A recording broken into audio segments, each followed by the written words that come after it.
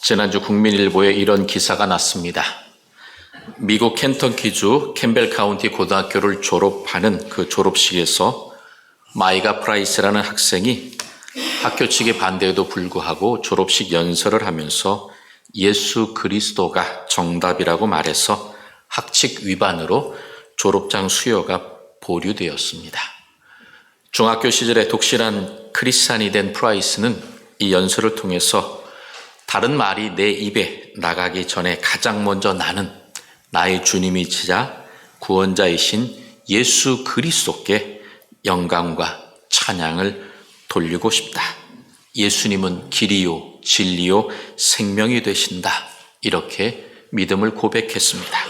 그리고 나서 오늘 이 듣고 계신 여러분 가운데 삶의 길과 진리와 생명이 하나도 없으신 분은 정답은 예수 그리스도입니다. 라고 그는 말했습니다. 이 연설 때문에 졸업식이 마치고 나서 이사회가 열렸고 프라이스는 학칙 위반 때문에 졸업장을 받지 못했습니다. 프라이스는 자신의 그 SNS 계정을 통해서 졸업식 전에 학교 측에 연설문 초안 8개를 제출했고 종교의 초점을 맞춘 부분을 빼라는 지시를 받았습니다. 그러나 하나님께 나의 모든 영광을 돌리고 싶다는 마음에 현장에서 연설할 때에 학교에 제출한 대본과 다른 연설을 하게 됐다라고 전했습니다. 연설을 통해 복음을 전하면 학칙에 어긋나는 행동이기 때문에 이사회가 열릴 것을 나는 알고 있었습니다. 그러나 나는 더 높은 곳에 계신 예수 그리스도를 섬기는 사람이기에 이사회가 열린다는 결과를 알면서도 그리스도께서 내 삶 속에서 행하신 일들을 전하는 일을 도저히 멈출 수 없었습니다. 예수님께서 내 삶의 전부입니다라고 그는 밝혔던 것입니다. 이런 일이 벌어질 것을 알면서도 그는 왜 이런 행동을 했을까요? 그가 고백한 대로 가장 먼저 하나님께 영광을 돌리고 싶다고 하는 그의 믿음의 고백에서 우리는 찾을 수 있습니다. 그리고 삶의 길과 진리와 생명이 없는 사람들에게 오직 정답은 예수 그리스도라고 하는 그의 용기 있는 이 선언은 지금 우리 주위에서 어려움과 고통과 환난 가운데 살아가는 수많은 사람들에게 하나의 실마리를 안겨주는 아름다운 대답임을 우리는 알 수 있습니다. 이사회가 열리고 졸업장을 받지 못했지만 그러나 미국 기독교 사회와 많은 곳에서 이야기가 들어와 결국 6일 만에 다시 그 졸업장을 받아 무사히 졸업을 하게 되었던 것입니다. 여러분, 졸업 유예와 같은 이러한 일이 벌어질 것 알면서도 그는 이러한 용기 있는 행동을 했습니다. 누가 이러한 용기 있는 행동을 할 수 있을까요? 바로 예수 그리스도에 대한 온전한 믿음, 사랑, 은혜를 경험한 사람은 혼란하고 어지러운 세상을 향하여 예수 그리스도가 정답임을 선포하고 고백해야 하는 것입니다. 그러므로 이 자리에 함께하고 있는 저와 여러분, 우리가 세상을 향하여 정답 예수 그리스도를 전하는 사람이 되어야 할 것입니다. 왜 우리가 이러한 복음을 전해야 합니까? 11절에 보면 이렇게 말씀합니다. 성경이 이르되 누구든지 그를 믿는 자는 부끄러움을 당하지 아니하리라. 이 말씀은 이사야 28장 16절의 말씀을 인용한 것입니다. 여기서 말하는 부끄러움이라는 것은 마지막 날에 하나님의 심판 때에 구원받지 못하는 그러한 부끄러움을 말하는 것입니다. 그러나 예수 그리스도를 믿는 사람은 누구나 다 구원받기 때문에 마지막 때에 하나님 앞에 설 때에 우리는 자랑스럽게 나는 구원받은 백성입니다. 하나님의 자녀입니다라고 고백하면서 영생 복락을 누리게 되는 것입니다. 이 일을 누가 만들어 주셨습니까? 바로 예수 그리스도께서 나를 위해 십자가를 지시고 나를 위해 대신 그 수치와 부끄러움을 당하셨기 때문에 가능한 일입니다. 히브리서 12장 2절에 이렇게 말씀합니다. 그는 그 앞에 있는 기쁨을 위하여 십자가를 참으사 부끄러움을 개의치 아니하시더니라고 말씀합니다. 예수님께서 십자가를 지심으로 우리의 수치와 부끄러움을 다 당하셨습니다. 우리들의 죄의 문제를 해결해 주셨습니다. 그래서 우리는 결코 수치와 부끄러움을 당하지 않습니다. 예수 그리스도 안에 있기 때문입니다.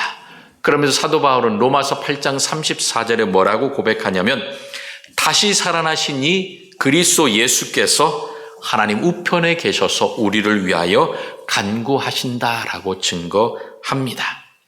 예수님께서 지금도 하나님 보좌 우편에서 우리를 위하여 늘 간구하시고 기도해 주시기 때문에 우리는 부끄러움을 당하지 않습니다. 예수님께서 나와 함께 하시고 나를 도와주시기 때문입니다. 그러므로 그 사랑과 은혜 안에서 우리는 하나님의 자녀라고 하는 특권을, 권세를, 복을 누리면서 살아가고 있습니다. 그러므로 우리는 사도 바울이 그의 아들, 믿음의 아들 디모데에게 했던 이 말을 명심해야 합니다. 디모데후서 2장 15절에 이렇게 명령합니다. 너는 진리의 말씀을 옳게 분별하며 부끄러울 것이 없는 일꾼으로 인정된 자로 자신을 하나님 앞에 드리기를 힘쓰라. 말씀을 의지하고 올바르고 정직한 삶을 살아가라고 강권하는 것입니다. 즉 우리도 하나님의 말씀을 따라 살아가면서 내가 바르고 정직하게 올바르게 살아가야 한다라는 것입니다. 우리가 어떻게 하나님 앞에 나를 온전히 드리도록 힘쓸 수 있을까요? 어렵지 않습니다. 복음을 전파하는 사람, 예수 그리스도의 사랑과 구원을 증거하는 사람으로 내가 살아가면 되는 것입니다. 왜 그런지 그 이유를 14절부터 15절까지 우리들에게 말씀해 주고 있습니다. 그런즉 그들이 믿지 아니하는 일을 어찌 부르리요? 듣지도 못한 일을 어찌 믿으리요? 전파하는 자가 없이 어찌 들으리요? 보내심을 받지 아니하였으면 어찌 전파하리요? 기록된 바 아름답도다. 좋은 소식을 전하는 자들의 발이여함과 같으니라 라고 우리들에게 말씀합니다. 여러분, 불신자, 예수님에 대해서 한 번도 들어보지도 못한 사람이 예수님을 믿을 수 있겠습니까? 예수님을 믿지도 않는데 예수님을 향하여 주님, 나를 도와주십시오라고 부르짖을 수 있겠습니까? 절대로 그럴 수 없습니다. 그런데 전파하는 사람이 없으면 누가 복음을 들을 수 있겠습니까? 말하자면 예수 그리스도 이름을 부르려면 믿어야 합니다. 그런데 믿음은 들음에서 나는 것입니다. 누군가 그 귀에 예수 그리스도에 대하여 복음을 들려주어야 한다라는 것입니다. 전파하는 자가 없으면 들을 수 없습니다. 그러므로 듣지 못하니까 당연히 믿지 못하니까 예수님의 이름을 부를 수 없다라는 것입니다. 그러므로 이 14절과 15절을 이 순서적으로 다시 배열해 보면 다음과 같이 말씀할 수 있습니다. 구원받은 백성은 복음을 전파합니다. 복음을 전파하는 사람을 통하여 복음을 듣습니다. 복음을 듣고 마음의 문이 열려서 예수님을 믿습니다. 그리고 예수님을 믿는 자는 예수님을 부릅니다. 누구든지 주의 이름을 부르는 자는 구원을 얻습니다. 그는 구원받아 하나님의 자녀로서 천국에서 영생을 누리며 영원한 축복의 삶을 살아가게 됩니다. 이러한 구원의 역사라 영생의 축복을 받도록 복음을 전파하는 사람, 예수 그리스도를 고백하는 사람, 그 사람의 발걸음은 참으로 아름답습니다. 그리고 하나님께서 그 발걸음을 기뻐하십니다. 여러분, 하나님께서 칭찬하시고 기뻐하는 사람이 누굽니까? 바로 복음을 전하는 사람입니다. 그러므로 하나님의 은혜로 먼저 구원받은 우리가 복음을 전파하는 사람이 되어야 하는 것입니다. 사랑하는 성도 여러분, 믿음은 저절로 거저 생기는 것이 아닙니다. 믿음은 반드시 말씀을 들어야 생깁니다. 그러므로 우리는 마땅히 불신자들에게, 하나님을 알지 못하는 사람들에게 복음을 전해야 합니다. 그들의 귀에 들려지게 해야 합니다. 이것이 바로 우리의 의무입니다. 여러분 자신이 어떻게 예수를 믿게 되었나 생각해 보십시오. 누군가 옆에 와서 하나님에 대해서 예수님에서 들려준 사람이 분명히 있었습니다. 결혼하면서 믿었던 분도 계실 것이고, 어머니의 뱃속에서부터 믿어서 태어나서 교회에 계속해서 나온 그런 사람들도 있습니다. 이러한 모든 일들에 하나님께서 함께 하셨고, 그 복음의 은혜를 입은 자는 하나님의 복음을 전파하면서 구원받도록 힘썼던 것입니다. 그래서 사도 바울은 나는 복음의 빚진 자다라고 고백하였습니다. 나는 복음의 빚진 자, 하나님을 예수님을 알지 못했는데 나에게 복음을 전파해 준 사람 때문에 내가 하나님을 알게 되었고, 그래서 나는 내 생명을, 내 모든 것을 다해 복음을 전파한다. 그가 그의 생명을 던져서 힘써서 전도 여행을 다니면서 복음을 전했습니다. 그 사도 바울과 수없이 많은 믿음의 선진들의 희생과 그리고 복음 전파의 노력과 수고를 통하여 지금 우리에게까지 복음이 전파되었던 것입니다. 그러므로 여러분 스스로도 나는 복음의 빚진 자입니다. 나에게 복음을 전해주었던 나의 어머니, 내 이웃, 내 친구, 아버지, 선생님, 그 수없이 많은 사람들에 대한 감사의 마음을 갖고 나도 복음의 빚진 자가 되었으니 그 빚을 갚아야 되겠다. 여러분 생각하셔야 됩니다. 빚 졌는데 안 갚으면 어떻게 됩니까? 꼼짝없이 감옥에 가게 됩니다. 그러면 복음의 빚을 안 갚는다고 하나님께서 감옥에 혹시 가두시겠습니까? 여러분, 복음의 빚을 졌으면 그 복음을 전하면 그 복음의 빚에서 여러분들이 자유함을 누릴 수 있습니다. 더욱이 예수님께서 마지막에 승천하시면서 뭐라고 명령하셨습니까? 오직 성령이 너희에게 임하시면 너희가 권능을 받고 예루살렘과 온 유대와 사마리아와 땅끝까지 이르러 내 증인이 되리라. 이렇게 명령하셨습니다. 그러므로 그 명령을 받은 자로, 또한 복음의 빚진 자로서 우리는 그 복음을 전해야 합니다. 이 복음을 전한다는 것은 예수님께 승천하실 때 그 자리에 있었던 500여 명의 사람에게는 해당되는 것이 아니라 예수 그리스도를 믿는 모두에게 다 해당되는 것입니다. 그래서 마태복음 28장 18절부터 20절을 예수 그리스도의 지상 대명령이라고 성경학자들은 말합니다. 그 명령 앞에 우리는 순종해야 합니다. 그러면 도대체 이 복음이 무엇이길래 우리가 어떻게 전해야 합니까? 우리가 전해야 하는 복음에 담겨져 있는 하나님의 은혜를 사도 바울은 오늘 12절에 이렇게 설명합니다.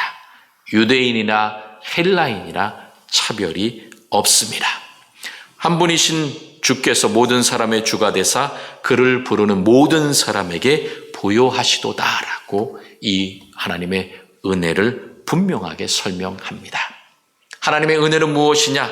첫 번째로 하나님은 차별하지 않으신다는 것입니다. 즉 그 사람의 남녀노소, 그 사람이 어느 나라 사람이든 그 인간적인 조건에 다 상관없이 오직 하나, 예수 그리스도를 믿기만 하면 구원받는다는 것입니다.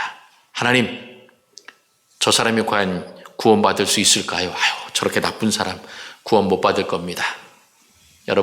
여러분께서 판단하지 마십시오. 이미 하나님께서는 유대인이나 헬라인이나 차별이 없다라고 누구든지 주의 이름을 부르는 자는 구원을 얻으리라고 말씀하셨기 때문에 우리가 만나는 사람 누구에게나 복음을, 즉 하나님께서 우리를 사랑하셔서 예수 그리스도를 통하여 구원해 주셨습니다. 자녀 삼아 주셨습니다. 예수님을 믿으면 죄의 문제, 죽음의 문제가 해결됩니다. 이렇게 고백해야 합니다.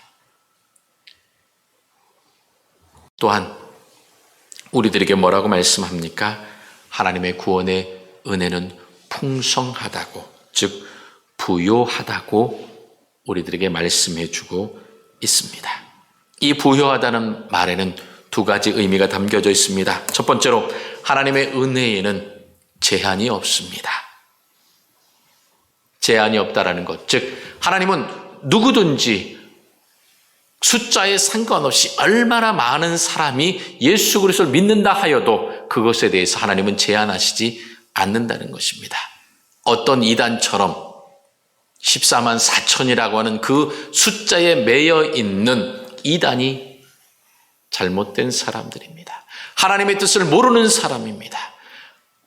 하나님의 구원에는 제한이 없습니다. 구원의 부요하심, 풍부하심, 그래서 누구든지 주님의 이름을 부르기만 하면, 믿기만 하면 구원을 받게 되는 것입니다. 그래서 우리는 더 많은 사람이 구원 얻도록, 복음을 듣고 하나님의 자녀가 되도록 우리는 하나님의 복음을 전파해야 합니다. 또한 이 하나님의 부요하심에는 하나님의 은혜의 풍성함이 담겨져 있습니다. 하나님의 구원의 이 은혜는 그 사람의 죄를 용서하시고 구원하시는 정도로 끝나지 않습니다. 구원받고 난 이후에 우리들의 삶 가운데에서 하나님께서 임마누엘의 복을 허락해 주십니다.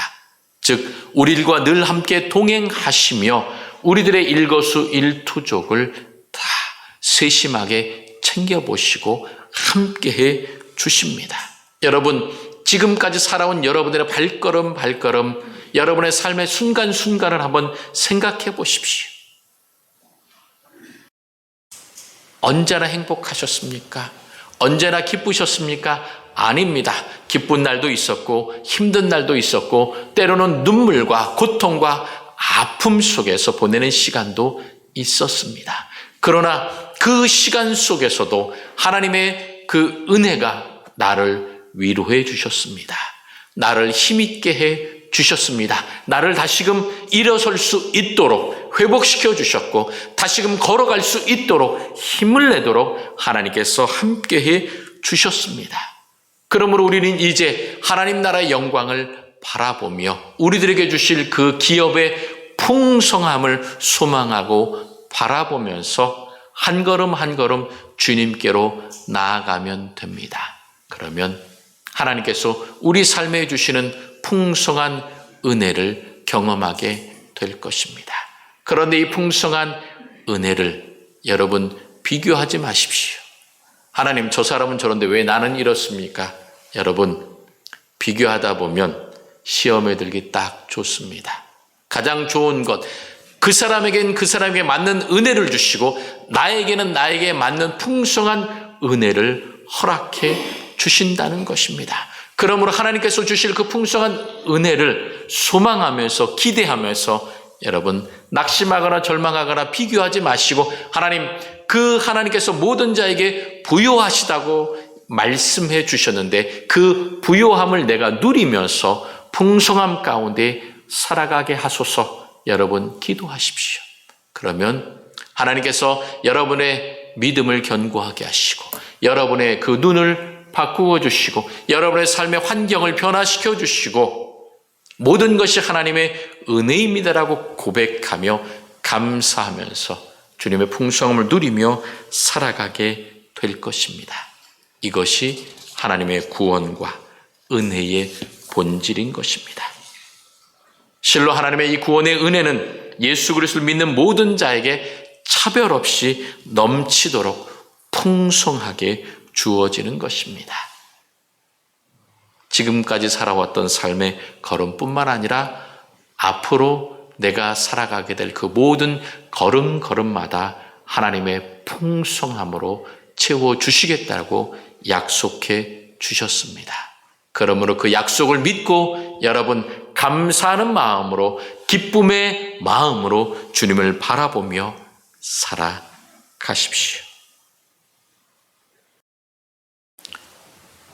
이 복음, 하나님의 사랑은 제한이 없고 하나님의 사랑은 정말 풍성하고 놀랍다고 하는 이 소식을 들은 사람으로서 우리는 그 복음을 힘써 전파해야 합니다. 그래서 오늘 15절 하반절에 보면 아름답도다 좋은 소식을 전하는 자들의 발이여라고 말합니다. 여러분, 이 좋은 소식이 무엇이겠습니까? 좋은 소식, 이것이 바로 복음, 복된 소식입니다. 하나님께서 우리를 사랑해 주셔서 예수 그리스도를 통하여 구원해 주셨다. 그러므로 그 예수님을 믿으면 죄의 문제, 죽음의 문제가 해결되고 하나님께서 나를 영생의 길로 인도해 주셔서 풍성함으로, 부요함으로, 은혜로 인도해 주신다. 이것이 복음이요. 이 복음을 우리는 삶 가운데에 누리면서 살아가게 될 것입니다. 그러므로 우리는 이 복음을 힘써 전해야 합니다. 증거해야 합니다. 그래서 이 발걸음이라고 하는 것은 단순하게 내가 내딛는 그 걸음걸음만을 의미하는 것뿐만 아니라 나의 말과 행동과 모든 것까지 다 포함하는 그러한 것입니다. 그러므로 내가 누구를 만나서 어떤 말을 하고 어떤 행동을 하고 그리고 그에게 어떤 유익을 끼치는지 피해를 주는지 내 삶의 모든 자국 흔적 하나하나마다 하나님께서 다 보시고 그 발걸음을 통하여 내가 진정 복음을 전했느냐 예수님을 전했느냐 하나님께서 우리들에게 물어보실 것입니다. 그럴 때에 하나님 내 발걸음이 아름다운 발걸음이었습니다. 주님의 복음을 전했습니다라고 여러분 담대하게 증거할 수 있도록 여러분의 발걸음이 복음을 전하는 아름다운 발걸음이 될 수 있기를 바랍니다. 남들이 몰라줘도 괜찮습니다. 무시해도 좋습니다. 조롱을 받아도 괜찮습니다. 핍박을 받아도 괜찮습니다. 하나님께서 그 모든 것을 다 아시고 나에게 더 풍성함으로 갚아주실 것입니다. 은혜와 복으로 채워주실 것입니다. 그러므로 내 입술을 열어 하나님께서 우리를 사랑하시고 예수님을 통해 구원해 주셨습니다. 그러므로 하나님 앞에 나오십시오. 교회에 한번 와보십시오. 예수님의 사랑을 한번 들어보십시오. 여러분이 전파하는 사람이 되어야 할 것입니다. 7월 14일 한생명 초청잔치를 갖습니다. 여러분에게 이것저것 많이 나눠드렸습니다. 그것을 왜 나눠드렸습니까? 여러분이 복음을 전파하는 아름다운 발걸음이 되도록 하기 위하여 큰 부담과 숙제로 여러분에게 드렸습니다. 이 부담과 숙제를 하나님 어렵습니다, 힘듭니다라고 포기하면 영원히 할 수 없습니다. 그러면 여러분 하나님의 사랑을, 내가 하나님의 사랑을 받아서 신앙생활하니 너무 기쁩니다. 그러므로 교회에 한번 나와서 말씀을 들어보십시오. 교회에 나와서 함께 예배하고 아름다운 식탁의 나눔을 가져보십시오라고 여러분들이 초청하는 그러한 시간이 될 것입니다. 여러분의 모든 삶 가운데에, 여러분의 발걸음 가운데에 복음을 전파함으로 하나님께 영광 돌리고 하나님으로부터 칭찬받는 복음의 전파자로서 아름다운 발걸음을 남겨서 여러분들을 통하여 수많은 구원의 역사, 생명의 역사가 아름답게 일어날 수 있기를 주님의 이름으로 축원합니다. 사랑의 하나님,